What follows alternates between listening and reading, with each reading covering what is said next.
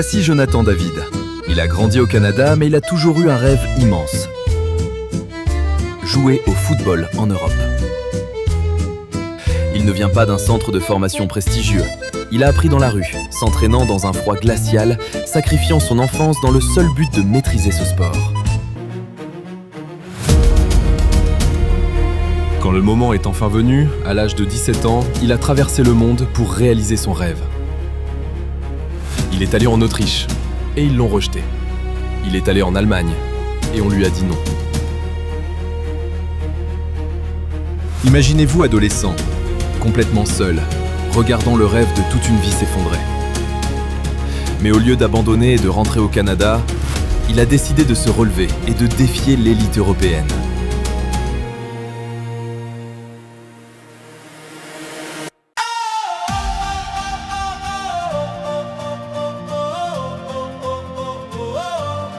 À court d'options, Jonathan avait besoin d'un miracle.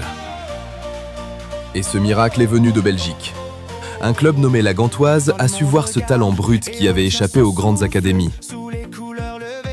Peu importé qu'il n'ait pas un prestigieux pédigré européen, ils lui ont simplement donné la chance de fouler la pelouse. La France avance fidèle à ses combats, sur chaque terrain, dans chaque regard.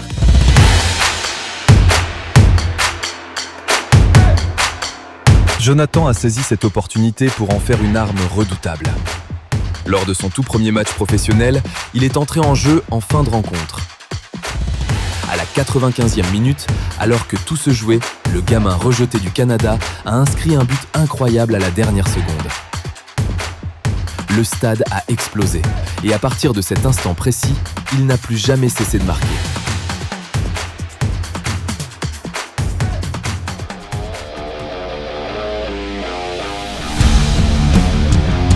Il a totalement dominé le championnat belge.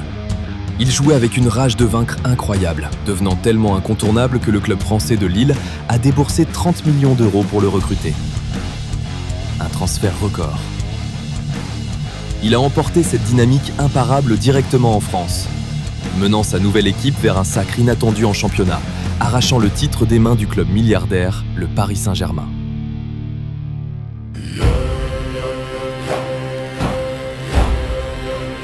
Jonathan avait accompli l'impossible. Il avait conquis l'Europe et fait taire chaque recruteur qui lui avait un jour tourné le dos. Mais alors qu'il atteignait le sommet absolu de sa jeune carrière, une tragédie soudaine allait de nouveau bouleverser son monde.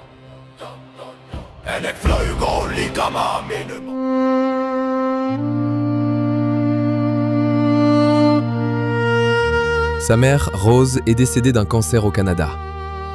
Pour comprendre le poids de cette perte, il faut savoir d'où vient Jonathan. En réalité, il n'est pas né au Canada. Il a vu le jour à Brooklyn, New York, alors que ses parents haïtiens rendaient visite à leur famille. Ils sont retournés en Haïti lorsqu'il n'était qu'un bébé. Ce n'est qu'à l'âge de 6 ans que sa famille a fait l'immense sacrifice de tout laisser derrière elle pour immigrer au Canada, en quête d'une vie meilleure. Il devait tout au sacrifice de sa mère. À son décès, Jonathan était déjà une étoile montante en Europe. Il aurait pu faire ses valises, tourner le dos au football et rentrer chez lui pour faire son deuil.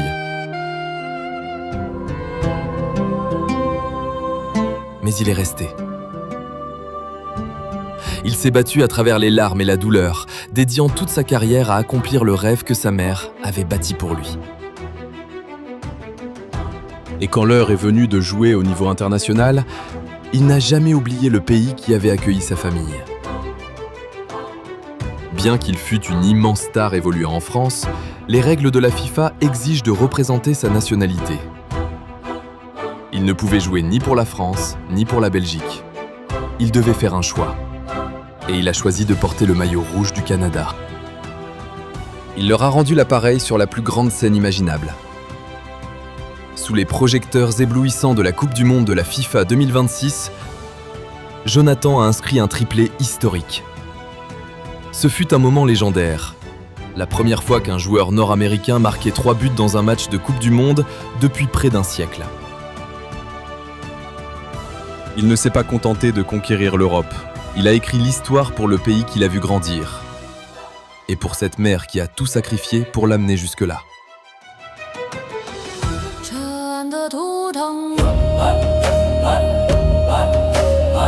Jonathan David a vaincu ses démons pour atteindre le sommet, mais il n'est pas le seul à payer le prix de la pelouse. La prochaine fois sur Haji Belpak, nous découvrons l'histoire d'un garçon portant le poids d'une nation avant même d'avoir 19 ans. Un prodige qui a battu tous les records à Barcelone et conquis l'Europe, pour ensuite fouler la scène de la Coupe du Monde 2026 avec le monde entier scrutant chacun de ses mouvements. Voici Lamine Yamal.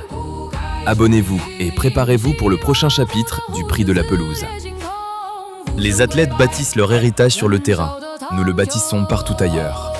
Cette série est produite par Haji Belpak, une agence de premier plan spécialisée dans les médias, le marketing et le branding. Que vous soyez un footballeur professionnel, une organisation sportive ou une marque cherchant à dominer l'espace numérique, nous créons le storytelling de haut vol qui capte l'attention du monde entier. Élevez votre marque. Cliquez sur le lien dans la description pour engager Haji Belpak dès aujourd'hui.